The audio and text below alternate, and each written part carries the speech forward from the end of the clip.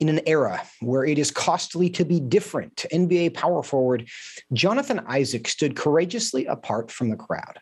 During the height of the recent Black Lives Matter protests and social unrest following the murder of George Floyd, many chose to protest whenever the national anthem was being played. So when players throughout the NBA were kneeling in protest, Jonathan Isaac was the only member of his Orlando Magic team to stand.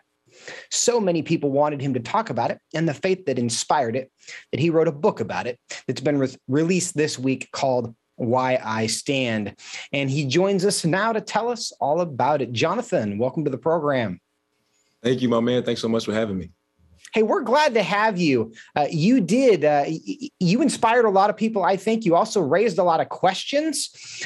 Everybody in America at that moment was kind of responding to this social moment in their own way. Tell us what led you to take the position that you did. Well, just what you said, honestly, that everyone was trying to figure out what was the right way to respond for them. And so as tragic as George Floyd's passing was, and honestly, all the things that are going on in our society, even today, I tried my best to take a step back and say, what is the best way for me to respond in a way that would bring the most change? The same way that people who decided to kneel or wear that T-shirt in that moment decided for themselves what was going to be best for them. But for me, I just didn't agree. And so I just looked at my life and said, you know what? The gospel of Jesus Christ, the love of Jesus Christ is what has changed my life. And I know, and I can't think of any greater message. I can't think of any greater antidote for the times that we see in today, not just racism that plague our society, but all the things that plague the hearts of men, that I know that the gospel can change. That's what I wanted to just stand up and say. So I didn't want to go with anybody's narrative. I didn't want to go with what everybody was doing. I wanted it to be authentic to me. And so that's why I decided to stand up and share my truth, and then ultimately to write the book, Why I Stand, about the entire journey.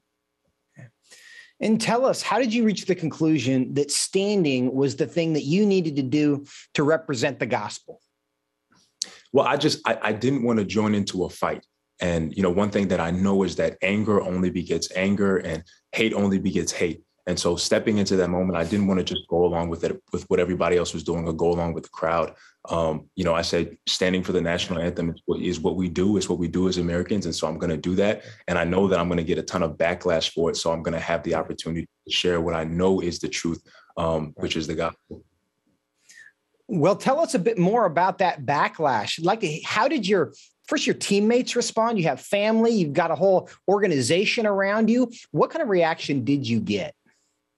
It was tough. There was definitely a lot of backlash to start out. I detailed in the book a conversation that I had with an only team meeting that we had after my stand. And so it got pretty heated and intense, but we were able to kind of agree to disagree and leave out by saying, look, you guys knelt for what you believe in, and I stood for what I believe in. And so, but there was obviously more, especially with me getting injured the next game. There was a ton of backlash that came out. But at the same time, there was so much more encouragement and people who said, you know what, I agree with your message. I believe in it. And you're giving me the courage to stand for myself and my beliefs. And so, I was inspired myself that so many people agree with me and wanted to hear my story. And I want to hear a bit more about what's happened since then, because there has been time that has passed. The nation has calmed down a little bit. You've had time to reflect on that. The relationships that we have had a chance to evolve. Certainly there was conflict there that you've just referred to when you chose to take that stand. How has that played out in the long term? Would you say relationships have been fractured?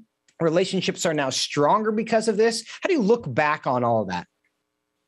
Well, I agree with you that everything around kind of that moment has definitely calmed down a bit. And, even guys that were, very adamant about, the Black Lives Matter movement and organization have kind of taken a step back and are able to reflect about what was exactly happening in the moment. And they were even able to see that it was so emotional. It was such an emotional time. It was such a high, stakes time that people kind of did get swept up into the movement, Black Lives Matter, or the phrase Black Lives Matter, and Black lives do matter. And so my stance wasn't against the Black Lives Matter. It was just that I knew for my life would have supported my life and would have supported countless other lives as the actual answer to the problem, and not, kneeling or wearing a T-shirt. And so, I think that people have definitely been able to take a step back and kind of just breathe a little bit and kind of, come to amends with what's going on.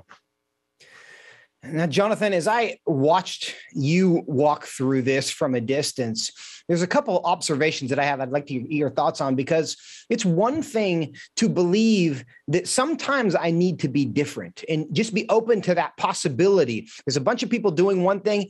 I might not need to do that just because they're doing it. And then it's another thing to decide, in this case, I actually have to be different. What is it that has led you to be open to the possibility that at any point, in any moment in my life, I've got to do something that's very different from everyone else? Well, it's definitely been a journey. And what so much of Why I Stand the book details is my journey from a young kid into who I am today. So I think a part of what has helped me to understand that I'm going to have to be different is because I truly believe that I've encountered the truth. When I was a young man, I really struggled with anxiety, fear, self-insecurity. And it's only been because of my relationship with Christ where I've been able to grow to the point where I'm able to stand on my own. And when I even say stand by myself, I know that I wasn't standing alone. I know that I was standing on God's word, and I have my family, I have my wife, I have my pastor, my church, all those people, backing me, and, the people who agree with me in our country backing me. And so I've grown to that place where I'm willing to say, you know what, I know that this may not be this may not be, the what everybody else is thinking, but at the end of the day, I'm willing to stand up for it and share from my perspective what I believe to be the truth. Jonathan, the last question I got for you, got about a minute left. What would you say to people who in their own life, in their own situation, are faced with pressure to conform to what people around them are doing?